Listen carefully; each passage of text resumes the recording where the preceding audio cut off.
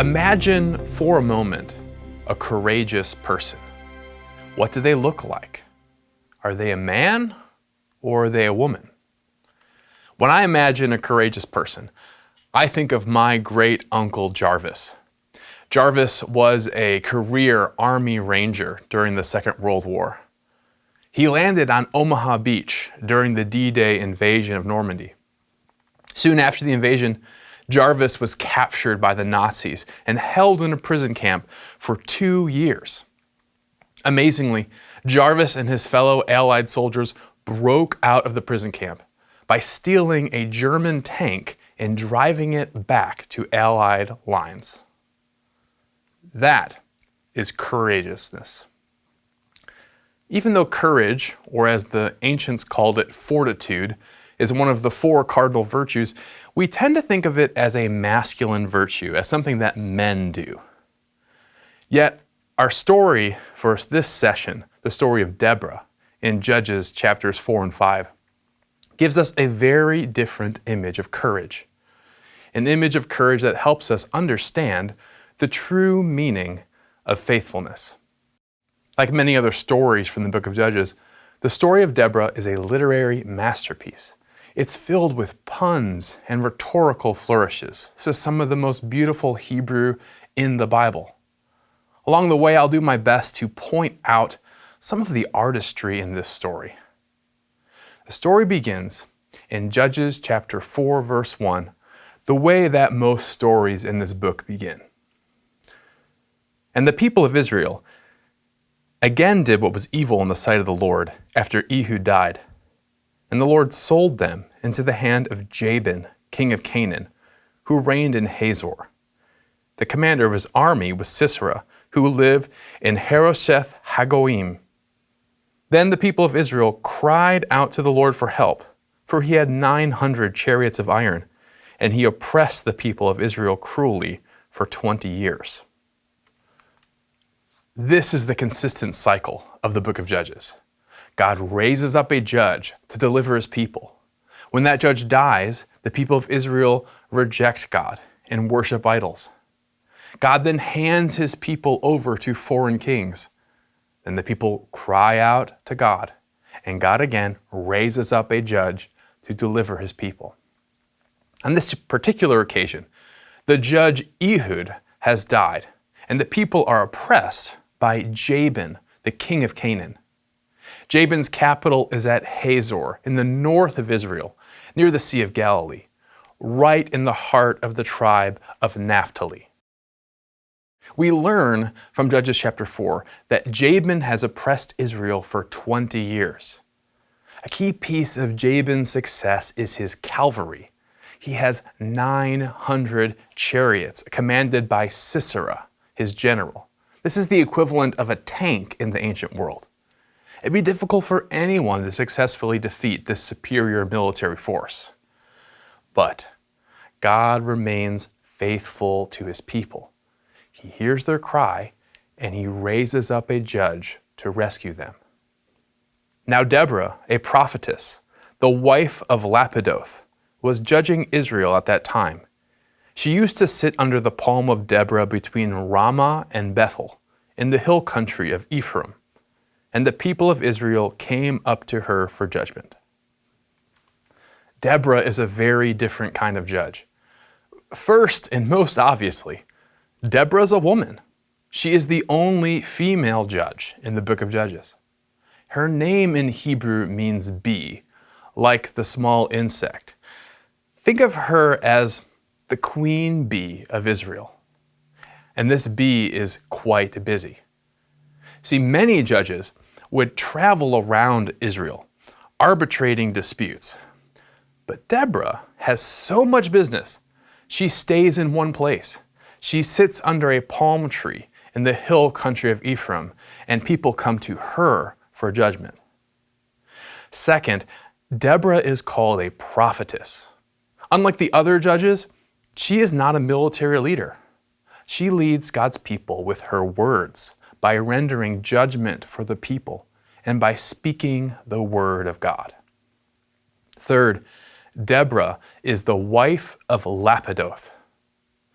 Here in the Hebrew, this is a play on words. Lapidoth means fire. Of course, it's possible that Deborah's husband was named Fire. However, it's more likely a comment on Deborah's character, that she is a woman of fire, a fiery woman. In order to deliver Israel, this fiery woman needs to light a fire under a local militia leader named Barak. She sent and summoned Barak, the son of Abimnoam, from Kadesh Naphtali, and said to him, "Has not the Lord, the God of Israel, commanded you? Go gather your men at Mount Tabor, taking 10,000 from the people of Naphtali and the people of Zebulun, and I will draw out Sisera, the general of Jabin's army, to meet you by the river Kishon, with his chariots and his troops, and I will give them into your hand." Barak is a local militia leader from the tribe of Naphtali, the tribe that is being oppressed by the Canaanites. His name means lightning. But it seems that this name is slightly ironic, as Barak is not the quickest soldier. He's already heard the word of the Lord. Has not the Lord, the God of Israel, commanded you? Yet for some reason, Barak has not obeyed the command of the Lord. Many commentators have speculated why this is. Perhaps he was unsure whether he actually heard the Lord. Or perhaps he thought that victory was impossible. But the most likely reason is that Barak is afraid. He's a member of the tribe of Naphtali. He personally knows the sufferings of his people, the oppression of Sisera and Jabin.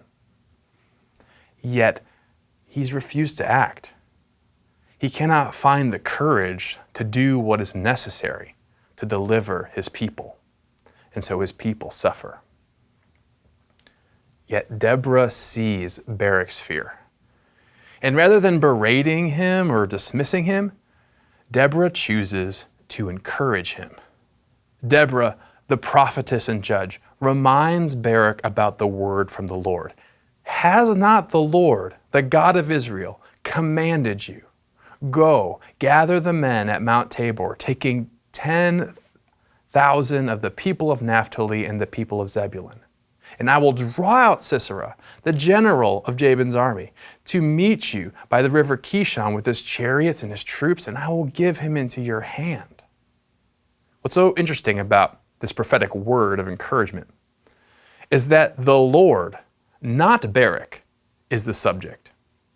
It is the Lord who will draw out Sisera. It is the Lord who will give Sisera into Barak's hand. All Barak has to do is muster up 10,000 troops. Sometimes it's difficult to find courage in the face of fear. Fear can cause us to doubt the goodness and power of God. Fear can cloud our vision, blinding us to the work of God in our midst. But in those moments of fear, often the most helpful thing is a word of encouragement. Etymologically speaking, the English word encouragement literally means to put courage into someone. And this is exactly what Deborah does.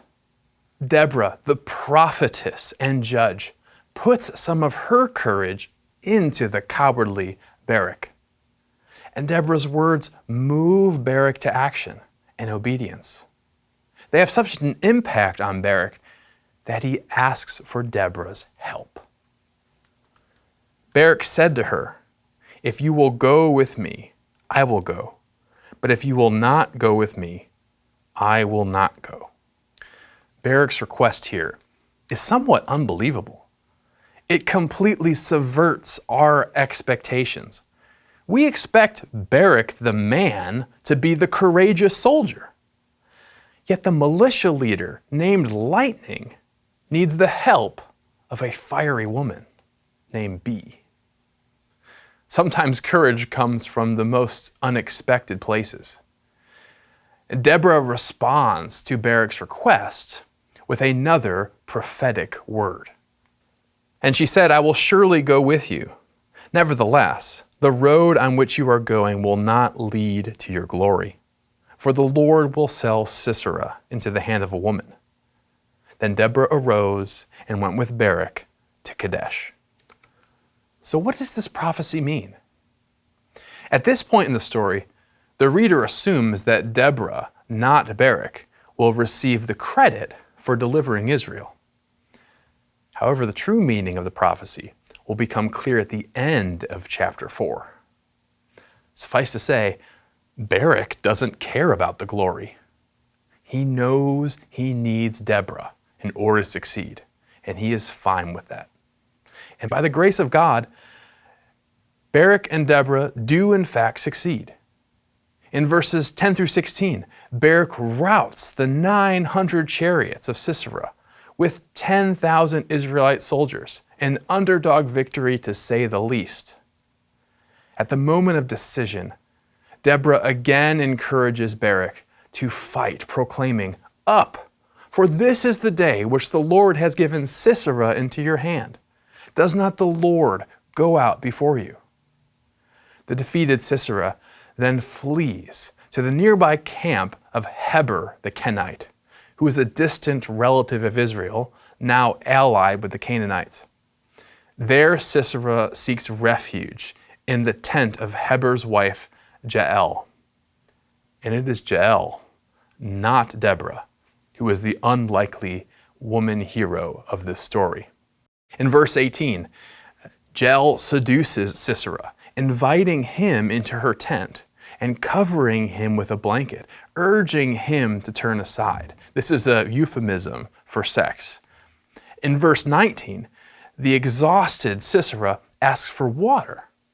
And like a nurturing mother, Jael offers Sisera a new skin of fresh milk. Verse 21, Sisera, comforted and relaxed, falls asleep on Jael's mat. This is when she strikes. But Jael, the wife of Heber, took a tent peg and took a hammer in her hand. Then she went softly to him and drove the peg into his temple until it went down into the ground while he was lying fast asleep from weariness. And so he died. The prophetic pronouncement of Deborah comes true.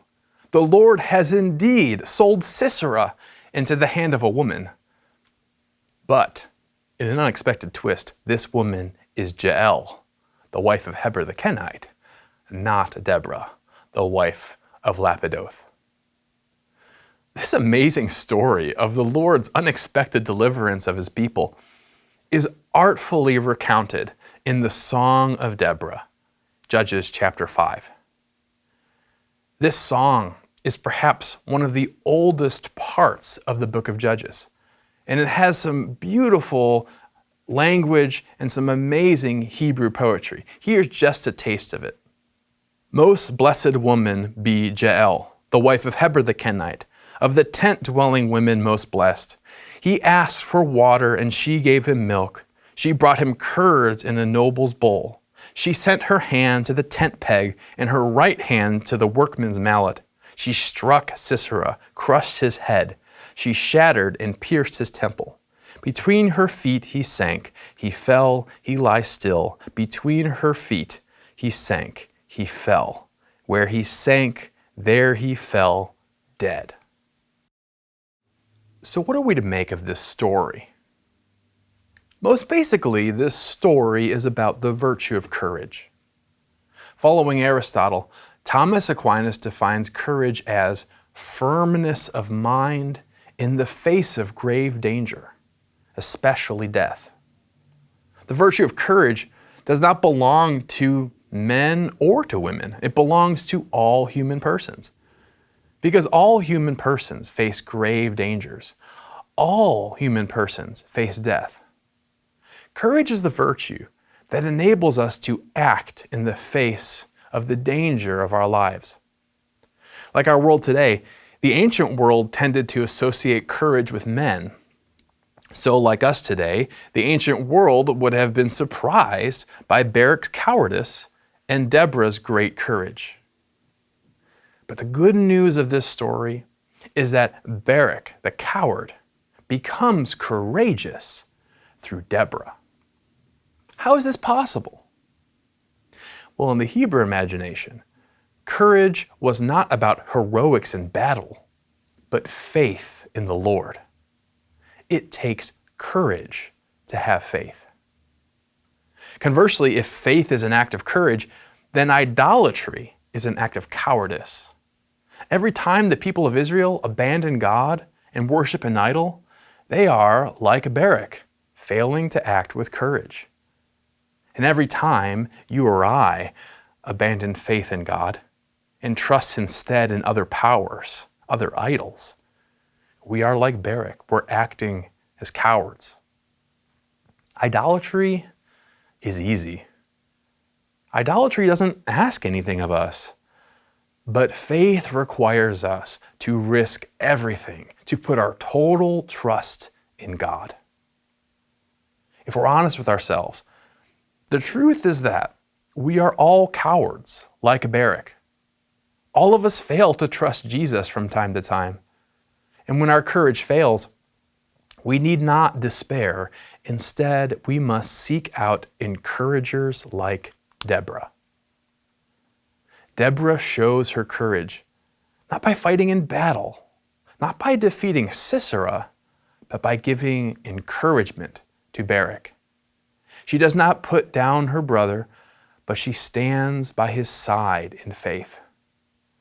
When Barak could not imagine God's deliverance of his people, Deborah believed, and she encouraged. The story of Deborah and Barak reminds me of one of my favorite moments from another story. Near the end of The Lord of the Rings, there's this moment when Frodo Baggins loses hope. He, the hero of the story, the one bearing the Ring of Power to Mount Doom, loses hope. With every step of his journey, the burden becomes heavier and heavier. He does not want to go on. Yet with every step, right there, is his friend, Samwise Gamgee, encouraging Frodo as he bears his burden.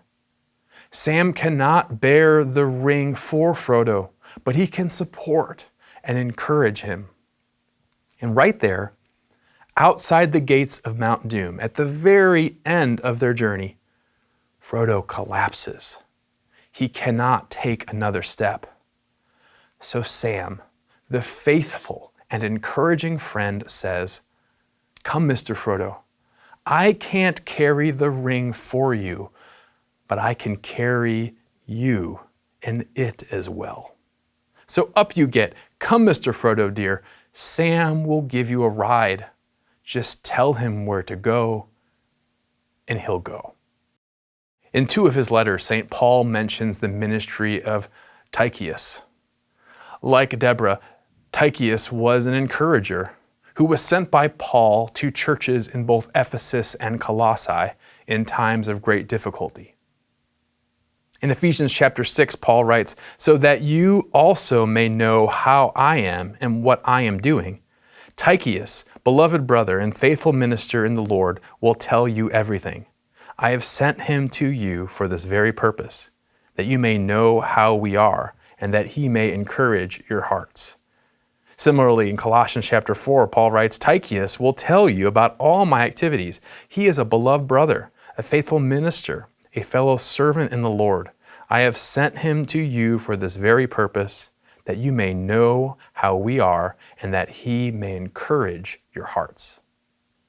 The Apostle Paul knew how critical it was for the church to find encouragement in difficult times, in the face of danger and certain death. Perhaps you are an encourager like Deborah and like Tychicus. If so, we need your gift. But even if encouragement is not your gift, all of us can and should practice encouragement. In our everyday moments of fear and difficulty, when we are tempted to give up and to lose faith, we must ask God for courage. And if we can't find courage within ourselves, we should seek out faithful friends, brothers and sisters in Christ who, like Deborah, like Tychius, can put courage into us. The life of faith, friends, is impossible without courage. The story of Deborah and Barak shows us that we can't live the life of faith alone. We need the faith of others to encourage us, to carry us in times of doubt and danger. May God bless you and your study of Judges chapters 4 and 5.